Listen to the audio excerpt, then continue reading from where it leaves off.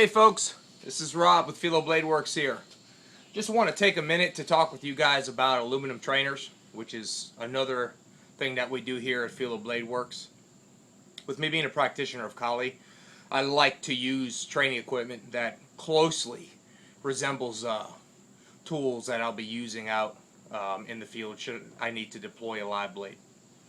Here at Filo Blade Works, I have personally designed all the trainers. I've CAD drafted them out, and from CAD drafting they go to a water jet. From there we water jet them out a 1/4 inch thick 6061 T6 aluminum, which is a fair grade aluminum. Could I use higher grade aluminum? Yeah, but I don't think you guys want to pay $100 for a training blade. So we don't, we just use a fair grade of aluminum. And considering I know exactly what most people are doing with them, that works just fine. So what will happen is that these the profiles will come back from the water jetter, and they will be shaped just like this, but they'll have a sharp edge around them that has not been broken yet. So what I'll do is I'll come over here on this table where I have my routers set up. I've got one radius here in the corner that I use to break the edges and round them off.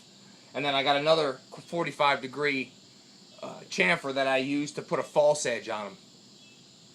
And what I'll do is I'll come through here and I'll break the edge, I'll round it off real nice, and after I get done doing all those, I'll come back and put a false edge in the location where the true cutting edge would be at.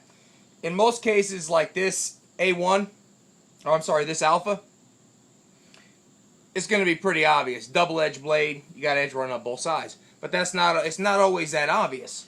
For instance, where you have a case like this Amba hook, you got a cutting edge only here, okay? Not up here. Just the cutting edge is down in here. In another case where you've got one of my Halcones, we've got 3 cutting surfaces, okay? And I go ahead and I put a false edge on all those, so that you know exactly when you're working with this little lady, you know exactly where you're cutting and how you're cutting, okay?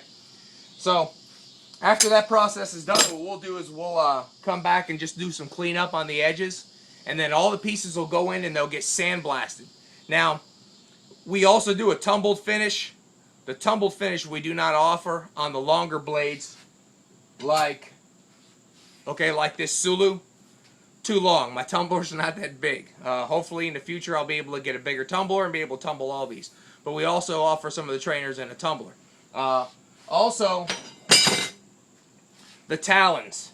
Okay, we do not tumble the talons again because really long.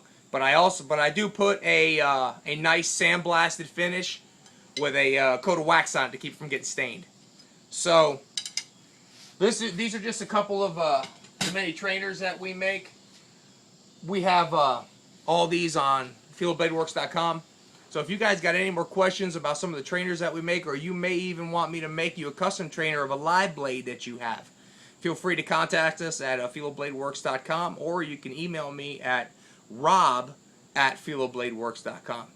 I want to thank all of you very much. This past year was fantastic, and it's because of all of you guys that we're able to do what we do here. We all thank you very much. Train hard. Take care. God bless. Bye-bye.